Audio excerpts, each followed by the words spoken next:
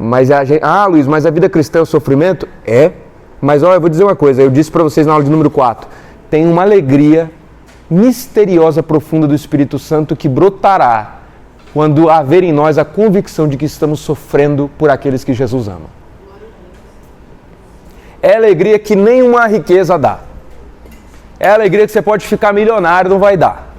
É a alegria de sofrer por aqueles que Jesus sofre. Paz que excede todo entendimento. Para compreender a esperança atrás do arame farpado, o autor nos lança um desafio.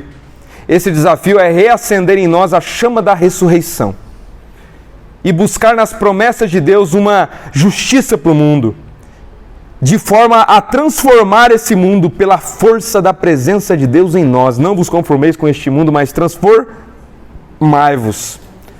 Dessa forma, a fé em Cristo transforma a esperança em confiança e certeza. E a esperança torna a fé em Cristo ampla e dá-lhe vida. Ou seja, a esperança não é um negócio, vamos esperar, né? Vamos esperar. A gente senta aqui, vamos esperar. Não. A esperança, como diz o autor, a fé em Cristo transforma a nossa esperança em confiança e certeza. E a esperança torna a fé em Cristo ampla e dá-lhe vida. E essa esperança torna-se a nossa luta. Deus em Auschwitz, Deus sofrendo em Auschwitz com os judeus sendo fulminados. E Auschwitz em Deus crucificado. Essa é a base para uma esperança real, que tanto abraça quanto vence o mundo. E a base para um amor que é mais forte que a morte e que pode suportar a morte. E a base para se viver com o terror da história e o fim dela, e mesmo assim permanecer em amor, encontrando o que vem acessível no futuro de Deus. O que ele está dizendo com esse futuro de Deus? Ele diz que a nossa esperança fala do futuro, mas que o futuro de Deus molda o nosso presente. Sabe por quê? Se Deus nos deu uma promessa para o futuro da igreja, que a igreja vencerá e que o reino de Deus vencerá e se manifestará, esse futuro de Deus nos encoraja no presente. E a gente transforma esse presente no que é o futuro de Deus, a comunidade do reino. Então esse futuro de Deus invade o presente, é o que ele chama dessa esperança da escatologia. Ela invade o presente, transforma a nossa esperança em confiança e resistência, e a gente transforma o mundo. A igreja como o corpo vivo de Cristo. Se a igreja é o corpo de Cristo e o corpo de Cristo foi crucificado, a igreja deve ser o quê? Crucificado. Luiz, a gente não vai ser, nem existe cruz mais, eu não estou falando dessa cruz literal, eu estou falando da cruz de sofrer com os que sofrem. Chorar com os que choram. E se esse choro é verdadeiro, não é só de lágrima, é de luta. Luiz, você fala muito desse tema, mas pessoal, esse é o tema da Bíblia inteira. Toda. Se não é um detalhezinho, é toda. Do início ao fim. Aí a gente faz, esses dias atrás eu preguei numa campanha, o nome da campanha é Por Esta Causa Me Coloco de Joelhos. Por qual causa me coloco de... Aí eu preguei, por qual causa me coloco de joelhos? A pessoa, não, eu me coloco de joelhos, qual que é a sua campanha? Não, a sua campanha, eu estou me colocando de joelhos pela minha vitória, disso, por aquilo. Aí eu li, expliquei o contexto. Sabe por qual causa Paulo se colocava de joelhos? Pela luta do reino de Cristo. E ele ainda diz assim, eu estou feliz, meu irmão, porque eu tenho um privilégio de estar preso aqui por vocês, porque a causa de vocês me coloca de joelhos. É a Bíblia inteira. É Jesus no Evangelho inteiro. Então você falar para mim, fale de outra coisa, é sair da Bíblia.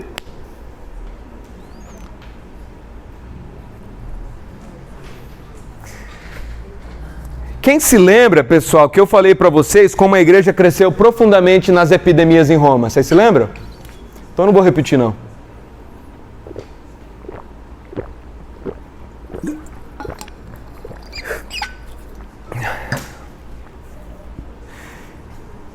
Uma das maiores armas do evangelismo é o constrangimento do amor que nasce de sofrer com o que sofre. Irmão, quando você sofre por alguém, esse sofrimento quebranta tanto esse indivíduo que ele vai se perguntar, cara, que Deus é esse? Eu falei para vocês que quando o fornecedor de armas para as duas maiores gangues de Belo Horizonte se converteu no presídio, quando eu estava lá, eu falei para vocês como é que foi? Vou falar aqui para vocês. Eu ganhava, pessoal, eu não lembro quanto que eu ganhava lá nesse presídio, mas era uns 3 e pouco. 3 alguma coisa. Aí tinha todas as minhas contas, né? Não sobra 3 e pouco, eu ganhava 3 e pouco, não sobra tudo. Então sobra pouco. Aí, um dia ele veio falar comigo querendo me vender um terreno dele. Eu falei, como assim vender um terreno dele? Não, cara, compra aí e tal. Ou eu vou vender para alguém aqui, mas não comenta com ninguém. Por que você está vendendo um terreno que vale acho que 150 mil por 3 mil? Ele falou assim, Luiz, quando eu fui preso, eu não gastei tudo com o advogado, minha antiga ex-mulher pegou tudo, eu não tenho nada na conta.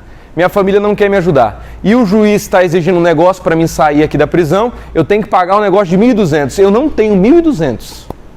Se eu não pagar, eu vou continuar preso. Minha família não me ajuda, ninguém me ajuda, e eu vou vender para o cara ali, ó. O cara ali vai comprar o terreno, porque eu falei que não ia comprar, o cara ali vai comprar por 3 mil reais um terreno de 150 mil. Vocês querendo abusar. Oportunista. Aí eu falei assim, o quê? Não, negativo. Você não vai vender não. E era proibido fazer esse tipo de comércio lá dentro. Se você vender, eu vou te entregar para a diretoria. Não, Luiz, você tá doido. Não. Faz o seguinte, cara. Eu vou te ofertar isso aí. Eu vou te dar eu vou te pagar esse valor. Quanto que é? 1.200 reais. Tá bom, eu vou te pagar. O quê? Eu vou te pagar. Como assim, cara? Não, simples. Eu vou pagar para você. Cara, aquilo quebrantou ele tanto que até a família dele foi evangelizada e ficou quebrantada. A família dele que não ia pagar. Assim, cara, quem que é esse rapaz? Foi lá querer me conhecer, sabe o que aconteceu? Ele se converteu. Abandonou o crime. Abandonou. Constrangimento do amor. Cara, que Deus é esse? Um rapaz que ganha 3 mil, não vai sobrar quase nada no mês, ele vai... 1.200.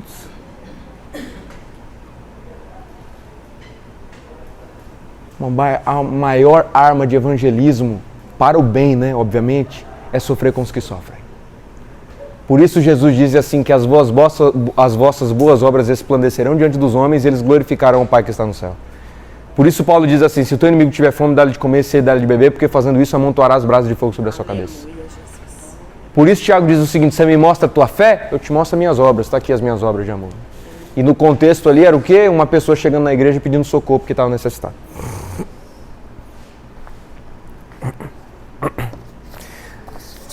Continuando.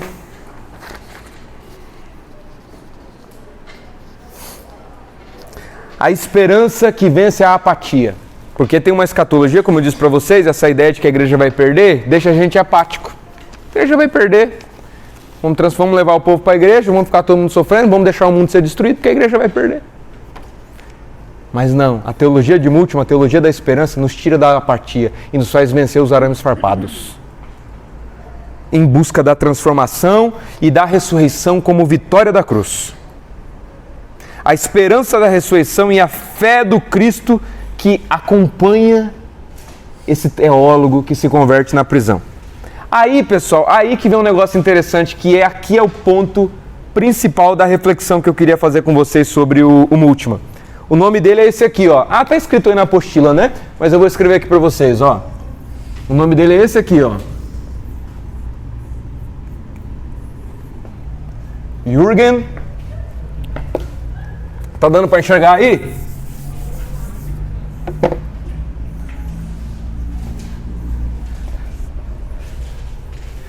Jürgen Múltiplo. Aí o Jürgen Múltiplo, o Jürgen, sai da prisão e ele volta para a Alemanha. Quando ele volta para a Alemanha, sabe como é que ele vê a cidade natal dele? Hã? Quem falou? Destruída.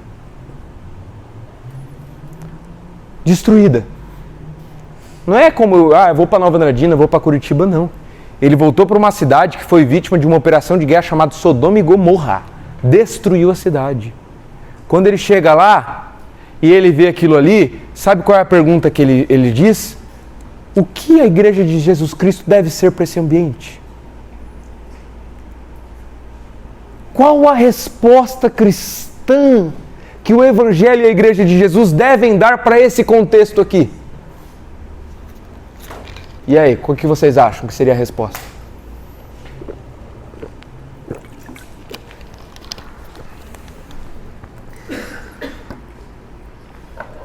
E aí ele começa a analisar a igreja na Europa, e sabe o que ele percebe nas igrejas na Europa, minha irmã? O lugar estava destruído, sabe como as igrejas estavam? Se reunindo nos seus confortos. Aí o Urgan Multi fala assim, cara, o que vocês são pra cá? O Urgan Multi diz praticamente o seguinte, se vocês fecharem, vai fazer falta aqui? Ele é um teólogo muito duro. Por isso que muita gente critica ele. Mas se você lê as obras deles, é apaixonante. Todo mundo erra, inclusive ele. Mas a essência é apaixonante. Aí, olha só. O cristianismo tem sua essência e seu fim não em si mesmo e na própria existência, mas vive por alguma coisa, existe para alguma coisa que está para muito além dele. Caso se queira descobrir essa essência, é preciso perguntar pelo futuro, em que ele coloca suas esperanças e expectativas. E se o cristianismo se tornou inseguro e sem orientação em meio às novas relações sociais, é preciso perguntar mais uma vez sobre a razão por que existe e o fim para o qual caminha. O Jürgen Moltmann está falando o seguinte, se você, igreja da Europa, não consegue responder para esse dilema da Alemanha que foi vítima de uma guerra e 11 pescadores conseguiram responder naquela época e vocês, com toda a estrutura de vocês, não conseguem, vocês precisam se perguntar qual é a razão da existência de vocês. Por que vocês existem? Qual a esperança e futuro para o qual vocês caminham? Para o qual vocês vão? A ação da igreja e empenho do ser humano projeta-se para a missão de uma sociedade que seja sinal concreto e vivo do amor de Deus por toda a humanidade. A promessa assinala para esta comunidade do êxodo peregrinante na fé a esperança de construção.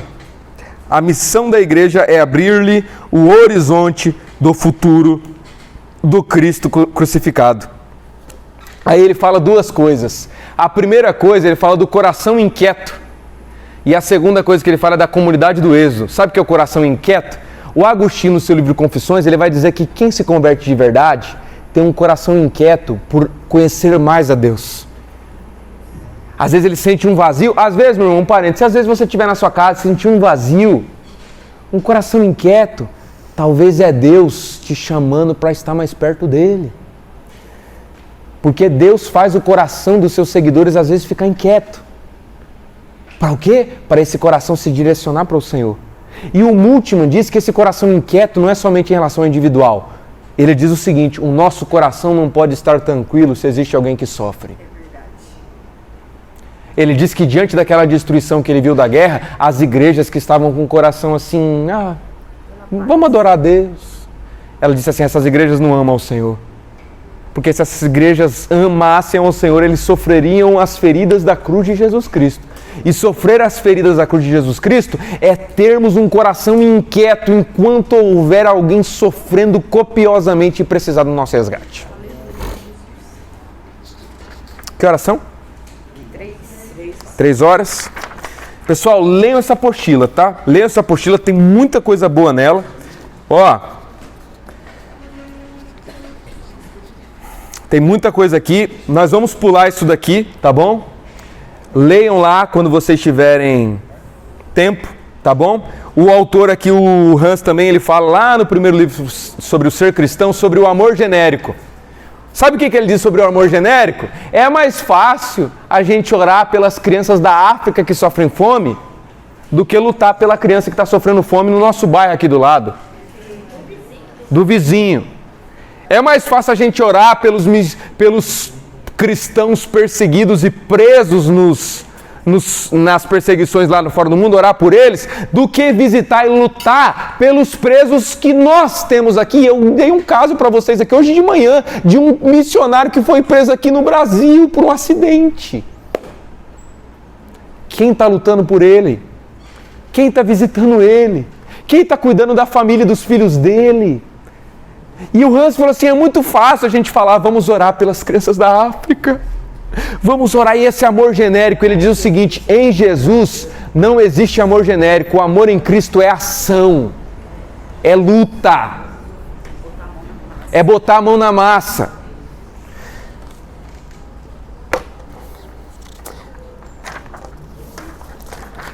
Outro livro que tem uma análise aqui para vocês, chamado O Novo Céu e uma Nova Terra, do Richard Middleton. Sabe o que ele diz? Ele diz o seguinte, que a igreja como essa comunidade do Êxodo, vocês se lembram que na aula passada eu ensinei para vocês que a mesma palavra carral era usado para falar do povo de Deus no Antigo Testamento que é convocado para construir uma nação. Vocês se lembram disso? Sim. Essa palavra foi traduzida por eclésia. Quando Jesus chama o seu povo de essa nova eclésia, além de ser um rompimento com a sinagoga e toda aquela estrutura que eu falei para vocês, é ser essa nova comunidade do Êxodo, esse novo povo que luta pela essa manifestação histórica do reino de Deus. E sendo isso, o autor diz o seguinte, a gente pensa que a igreja tal, que não sei o que, é a gente ir para o céu. Mas ele diz o seguinte, na verdade, sabe o que a Bíblia nos revela da transformação do mundo? É o céu invadindo a história. O reino de Deus chegou. Ah, Luiz, você está falando que você não acredita em céu. Meu Deus, não estou dizendo isso, a gente vai morrer e vai para o céu. Tá? Mas o que eu estou dizendo é que na história bíblica, Deus levantando um povo, é o reino de Deus invadindo a história, é o reino de Deus vindo e transformando-o aqui, purificando-o aqui. E a igreja, como essa nova comunidade do Êxodo, a igreja é a força do reino dos céus aqui. É o céu invadindo aqui através da força transformadora da igreja que tem as chaves do reino nas suas mãos, que destrói as fortalezas do inferno e declara a vitória de Cristo. O reino de Deus está aqui. O reino de Deus chegou. Está se efetuando e se realizando conforme a história da igreja se espalha. Tem várias aqui, ó.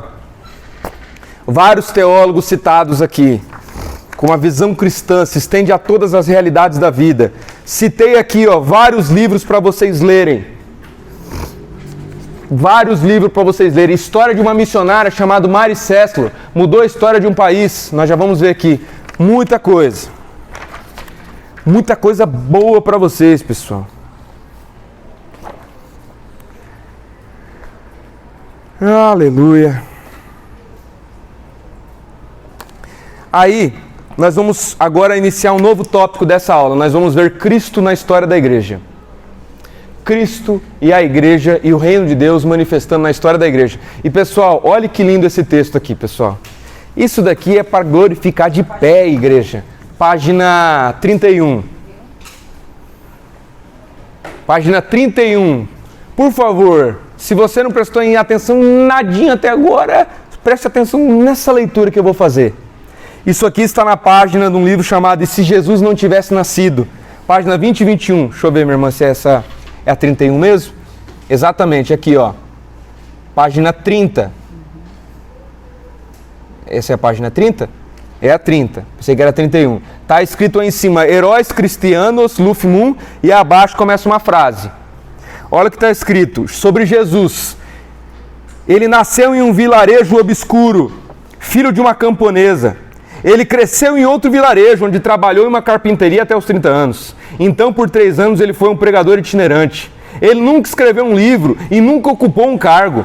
Ele nunca teve uma família ou uma casa própria. Ele não foi para a faculdade, nunca visitou uma cidade grande. Ele nunca viajou 200 milhas do lugar onde ele nasceu. Ele não fez nenhuma das coisas que geralmente acompanham a grandeza. Ele não tinha credenciais além de si mesmo. Ele tinha apenas 33 anos quando a maré da opinião pública voltou contra ele. Seus amigos fugiram, um deles o negou. Ele foi entregue aos seus inimigos e passou pelo escárnio de uma provação. Ele foi pregado numa cruz entre 2 ladrões. Enquanto ele estava morrendo, seus algozes apostaram por suas vestes a única propriedade que ele possuía na terra. Quando ele estava morto, ele foi colocado em uma sepultura emprestada pela pena de um amigo. E agora, ouça isso aqui. E 19 séculos se passaram e hoje ele é a figura central da raça humana. Todos os exércitos que sempre marcharam, todas as marinhas que navegaram, todos os parlamentos que sempre se reuniram, todos os reis que sempre reinaram, todos eles juntos não afetaram a vida humana nesta terra tanto quanto este homem solitário que foi crucificado. Como é que você diz que a igreja não venceu? Como é que você diz que a igreja não está vencendo? Olhe o que esse carpinteiro fez, esse Galileu de Nazaré, com gente que ninguém escolheria.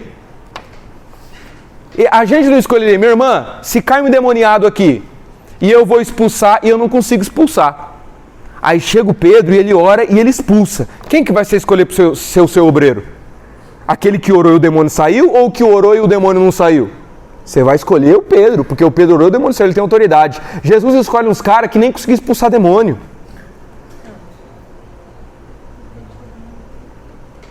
Aí esses caras vê o outro expulsando o demônio, fica com inveja, quer lá e parar eles, impedir. Jesus escolhe uns caras que ninguém escolheria. E com esses caras, Jesus, olha o que diz aqui. Todos os exércitos que sempre marcharam, todas as marinhas que navegaram, todos os parlamentos que sempre se reuniram em todo lugar do mundo, todos os reis que sempre reinaram, todos eles, se forem somar juntos, não chega perto de todos os impactos que a igreja, através de Jesus Cristo, gerou na terra.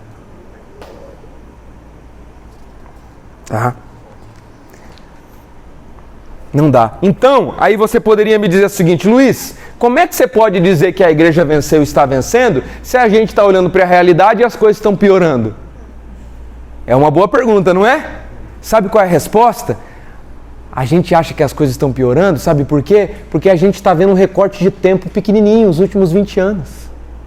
Minha irmã, a gente tem que ver nos últimos 2000 anos. Você prefere viver hoje ou você prefere morar num tempo onde não tinha anestesia? Quem aqui já tem que fazer alguma cirurgia? Tirar um dente? Você prefere viver hoje ou viver lá quando não tinha anestesia? Uma expectativa de vida, uma morte infantil absurda. Você tinha que ter sorte para o seu filho não morrer. Então, nós vamos analisar aqui a história da igreja, todos os impactos da história da igreja de Jesus Cristo na história, e o que eu vou explicar para vocês é o seguinte: apesar da gente analisar e ver que às vezes as coisas estão piorando, sabe como é a história? A história humana ela é assim, ó. Começou aqui. Lá na igreja de Jesus está feio o negócio aqui. Tem uma carta de um livro que se chama Inimaginável. Eu posso mandar para qualquer um de vocês, é uma linguagem bem fácil. No começo da carta, ele apresenta no começo do livro, ele apresenta uma carta escrita lá na época de Jesus. E o cara está viajando e manda uma mensagem para a esposa grávida, uma carta. Meu amor, como eu te amo. Estou com saudade de você. Eu estou bem, em breve estou voltando. Antes de eu voltar, nosso filho nascerá. Se for um menino, coloque o nome de, não lembro, o nome de João. Mas se for uma menina, jogue fora. Isso era normal. Aí eu te pergunto, me fale uma nação que hoje ainda é normal, é raro, quase não existe. Sabe por quê? Graças à igreja de Jesus Cristo.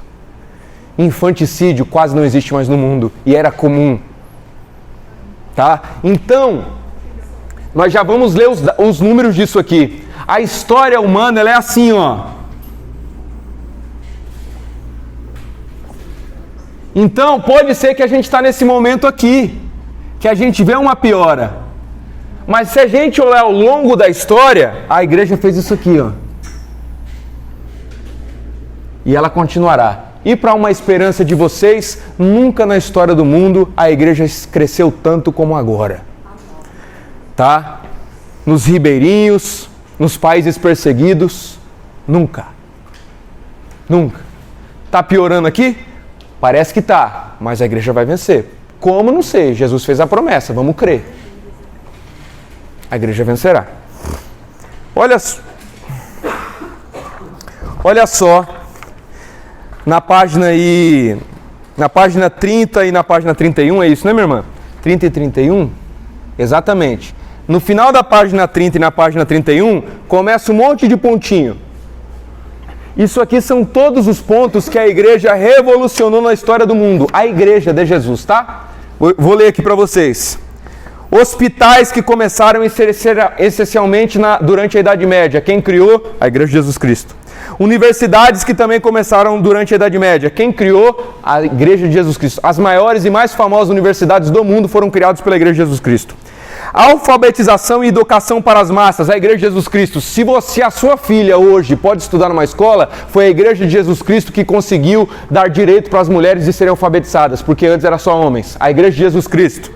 Existem cidades na Europa que a Igreja Luterana dava educação gratuita para todas as crianças da cidade. Capitalismo e livre iniciativa. Se você hoje não está diante de um governo liderado por Igreja Católica, religiosa ou por comunismo, é graças à Igreja de Jesus Cristo. Governo representativo, particularmente como foi visto na experiência americana, democracia, graças à Igreja de Jesus Cristo e principalmente às reformas protestantes. A separação dos poderes políticos, liberdades civis, a abolição da escravidão, tanto na antiguidade como nos tempos modernos, graças à Igreja de Jesus Cristo. Ciência moderna, Igreja de Jesus Cristo. A descoberta do Novo Mundo por Colombo, Igreja de Jesus Cristo. A elevação das mulheres, que antes eram propriedades, Igreja de Jesus Cristo. Benevolência e caridade, a ética do bom samaritano em todo o mundo, Igreja de Jesus Cristo. Padrões mais elevados de justiça, Igreja. Elevação do homem comum, Igreja. Condenação do adultério, da homossexualidade e outras perversões, Igreja de Jesus Cristo. Grande consideração pela vida humana, contra o canibalismo e o aborto, Igreja de Jesus Cristo. Tirar civilizações de culturas bárbaras e primitivas, Igreja de Jesus Cristo. Codificação e configuração de escrita de muitas línguas do mundo. 90% das línguas do mundo que não tem alfabeto e não sabe escrever, sabe quem vai lá e escreve para eles, ensina a escrever, ensina a alfabetizar? Igreja de Jesus Cristo. Sabe quem fundou a forma de educação do Brasil? Foram jesuítas, Igreja de Jesus Cristo. Quem evangelizava e ensinava os índios a escrever, ensinou o povo a escrever e ler? Igreja de Jesus Cristo. O maior desenvolvimento de arte da música, Igreja de Jesus Cristo. Incontáveis vidas transformadas, Igreja de Jesus Cristo. Orfanato, Igreja de Jesus Cristo. Comunidades terapêuticas, Igreja de Jesus Cristo. Instituições de acolhimento de mulheres grávidas que foram abandonadas, Igreja de Jesus Cristo. Trabalho contra o crime organizado, que mais vence é a polícia, não é a Igreja de Jesus Cristo. Que transforma a favela, Igreja de Jesus Cristo. Como eu posso dizer que a igreja não está vencendo? Abaixo aí eu apresento para vocês como o infanticídio na história humana era comum. No mundo antigo, o sacrifício de crianças era um fenômeno comum. O povo primeiro lá sacrificava para Baal. Tá muita coisa aqui. No Oriente Médio, sacrificava as crianças, nascia criança gêmeo, sacrificava. Tudo isso aqui é sobre criança, ó. Tudo isso aqui, ó. Matar um romano em assassinato era crime, mas o infanticídio era legal. Você podia matar a criança. Se a criança nasceu, você não quer ele, joga fora. Olha só o que eu vou ler para vocês aqui. Na Roma Antiga, os cristãos salvaram muitos desses bebês. Sabe o que os cristãos faziam naquela época, meu irmão? Ô, você vai jogar teu filho fora? Não joga não, a gente cuida. A igreja. A igreja cuidava das crianças abandonadas. Não precisaria ter orfanato hoje do governo. Não precisaria, tá? Se a gente copiasse a fé da igreja primitiva, que nunca uma criança foi jogada para a rua ou abandonada, porque a igreja de Jesus Cristo estava lá para cuidar. Quem fundou o orfanato foi a igreja. Se o Estado hoje tem orfanato, porque copiou e aprendeu com a igreja. Tem que dar graças à igreja de Jesus. Na Roma Antiga, os cristãos salvaram muitas crianças. Da mesma forma, neste mesmo dia, apesar de um apagão da mídia virtual, os cristãos estão ajudando milhares de mulheres grávidas. Em mais de 3.000 a 4.000 centros de gravidez pelo mundo. Me fala uma instituição que tem quase 4 mil centros de gravidez pelo mundo. Mulher grávida que foi mandada, tem lugar ainda que a mulher quando fica grávida, solteira, é mandada embora de casa, é jogada para a rua. A Missão Betânia tinha em Curitiba uma instituição que é o seguinte, você errou, você pecou, ficou grávida, os pais mandou embora de casa. Sabe o que a Missão Betânia ia fazer? Não vai ficar na rua não, meu irmão. Vem para cá, a gente vai cuidar de você, vai cuidar do seu filho, quando seu filho nascer a gente cuida do seu filho para você conseguir um emprego e se restabelecer. Está acolhendo as dores deles.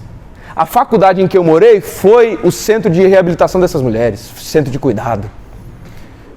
Quem tem mais que isso? Qual estado faz mais? Qual governo? O aborto desapareceu na igreja primitiva.